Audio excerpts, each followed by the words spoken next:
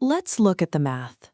Millions of new businesses launch every single year, but within a fraction of that time, 90% of them completely collapse. If we isolate the companies pulling in real, sustained profit over the long haul, that survival rate drops closer to 1 in 100. The instinct is to blame a lack of youth or energy, but Colonel Sanders didn't open his first KFC restaurant until he was 65 years old. People also point to a lack of massive initial funding or infrastructure, yet Jeff Bezos built the foundation for Amazon from a tiny makeshift online bookstore. We even assume success requires a finished, polished product right out of the gate. But the iPhone, now an elite global status symbol, began as a rough prototype engineered in a tiny garage. If youth, deep pockets, and perfect products don't dictate who survives, a different filter is systematically wiping out that 99%. The defining factor isn't what a founder has in their bank account. It is their capacity to master an invisible architecture of 4 specific human skills, adapting to exactly what their company needs at critical stages of its growth. The first stage demands a relentless focus on the pitch. Before anyone buys a product, a founder has to read the market, listen closely to the noise, and isolate exactly what the world actually lacks. Investors have capital sitting idle. Separating that money from those investors requires convincing them that your specific idea is the exact solution to a lucrative problem. If you cannot confidently articulate your vision to another human being, the entire idea dies on the table. Scaling forces a transition from selling an idea to managing the chaotic reality of hundreds of employees and machines. A brilliant team mismanaged is useless. Put a sheep in charge of 100 lions and the pack will fail. The founder has to evolve from a pitcher into a commander. That means establishing rigid systems to track project timelines, predict production costs, and identify exact points of friction. All these systems feed into the metric that keeps the lights on, cash flow.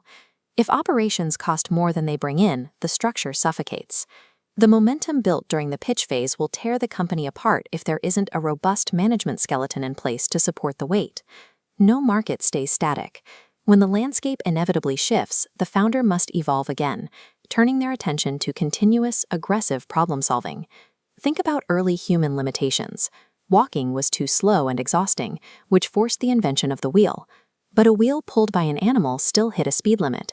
That friction led to the engine, and eventually the need to cross continents in hours forced us to conquer the sky. The best products are elegant answers to human frustration. As the company tries to solve these new problems, the founder faces a flood of potential directions. Real decision-making requires ruthlessly identifying and rejecting the bad ideas so the company doesn't lose its focus.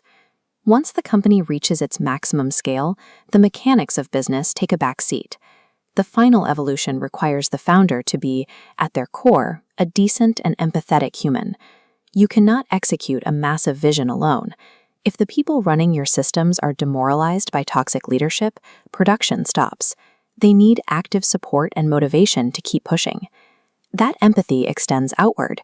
A purely logical sales funnel might close a first deal, but genuine customer service, treating buyers with respect, is the only thing that brings them back a second time. Strategy and raw math build an empire to scale. Human connection is the sealant that keeps that empire from decaying from the inside. The surviving founder has mutated 4 times, from a persuasive communicator to a rigid operational manager, to a ruthless editor of ideas, to an empathetic leader. These aren't isolated tricks for a tech startup or a fast food chain. They are universal capabilities that generate value regardless of the industry. Once you reach the top 1%, the objective of the game changes. The culmination of these skills results in a massive surplus of resources, capital, and influence that exist far beyond the requirements of daily operations. The final test of a leader is how they deploy that surplus. Real success is realized when the same empathy used to build a team is channeled into supporting a community and leaving a global mark.